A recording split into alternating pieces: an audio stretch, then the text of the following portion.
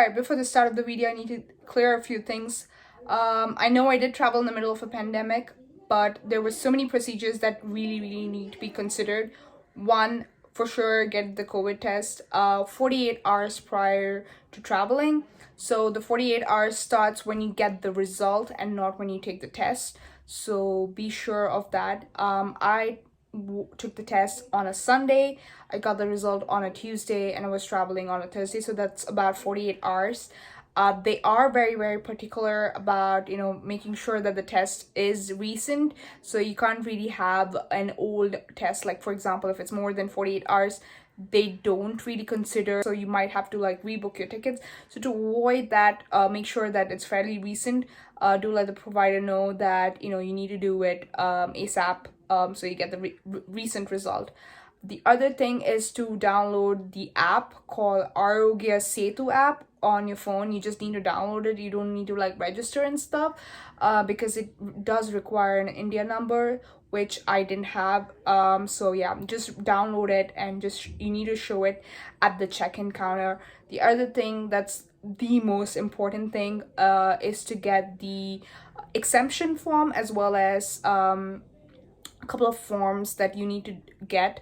One is the form that starts with SR, which is the self exemption form, and once you have that, you need to get an approval for you to get exempt from getting yourself quarantined at the hotel. So if you don't have that approved, you're gonna have a really hard time in India during immigration. So they're not gonna let you out, and there's a lot of ruckus there. So United before boarding does make sure that you have all that approved and stuff. It took me about 15-20 minutes to get that whole thing done.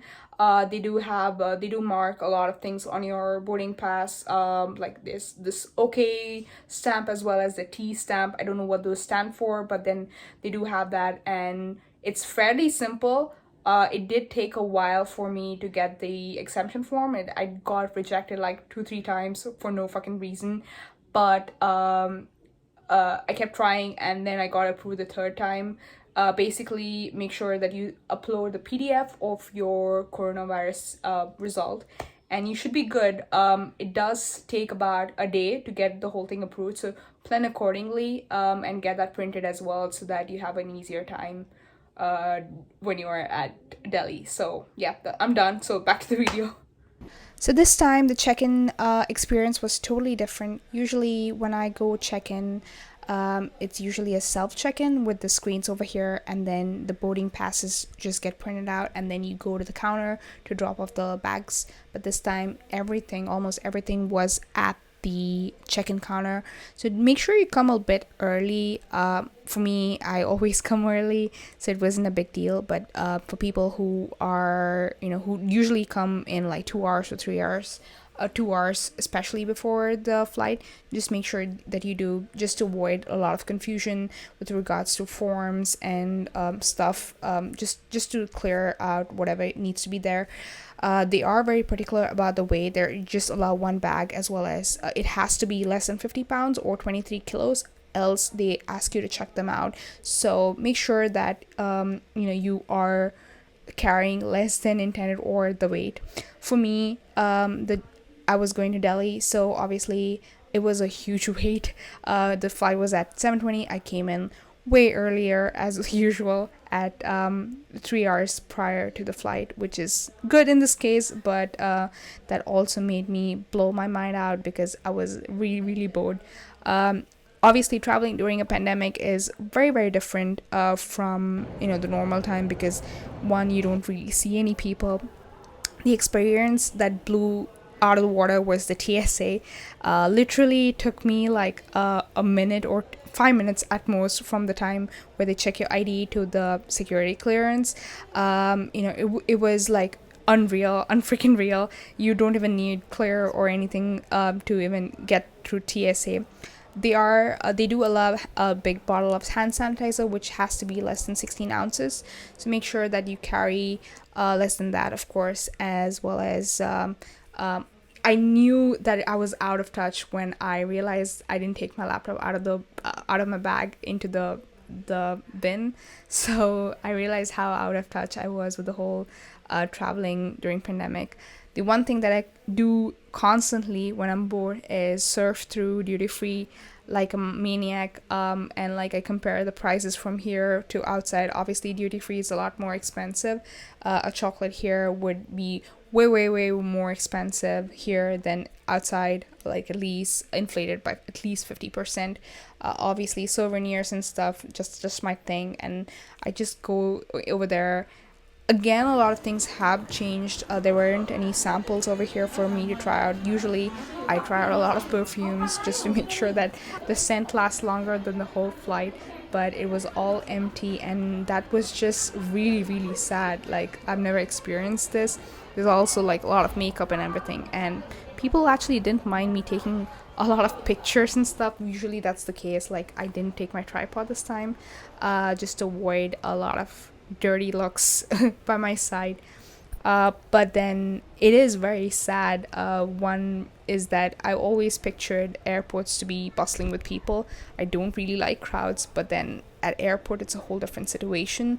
But when I saw the airport completely empty or with very few people, in this case almost everybody at that time at the airport were traveling with me to Delhi, and as well as seeing very less planes, or in this case it was just United. Even though we were at the United terminal, you usually go around seeing many flights landing or taking off, but they were all in a standstill position.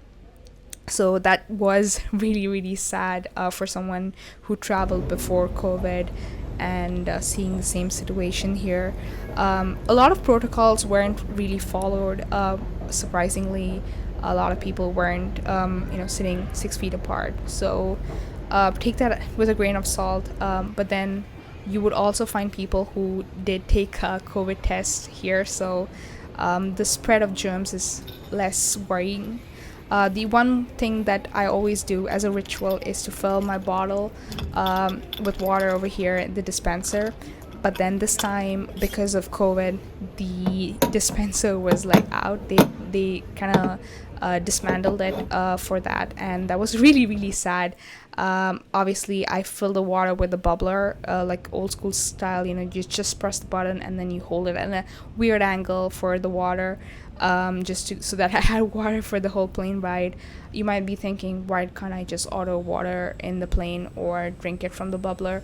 The reason is that in the airplane they usually give out the plastic bottle, which I don't really like, because I keep drinking a lot of water, and that would ensure a lot of plastic waste, which I don't like. Anyways, I'm going on rambling about it, but I was really really bored. There was nothing to do. Sure, there's Wi-Fi and whatnot, but it is a very depressing sight from where you see a lot of activities before versus now. It's just like completely stand still.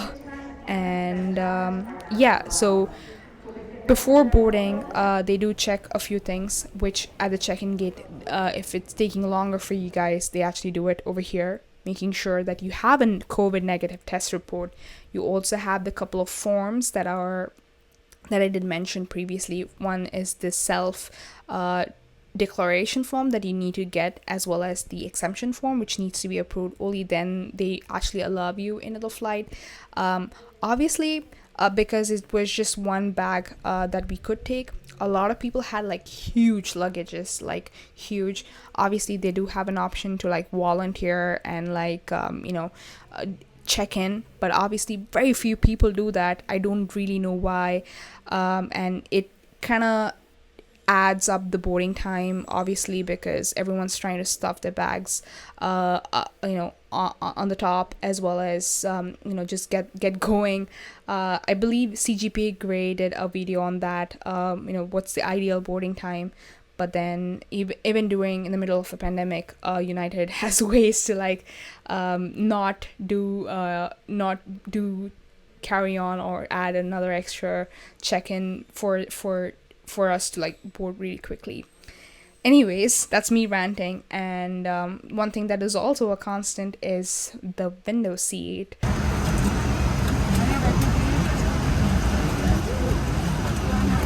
So yeah, I actually used wet wipes that I got from home, as well as the one that United provided. It reeked of bleach, but that's when I knew it's actually effective. One thing that I do want to emphasize is the size of the bags that are fit in the overhead bin, right on the top. It's super big, and it's just super inconvenient for people to actually put their actual bags in there, which are the actual preferred carry-on size.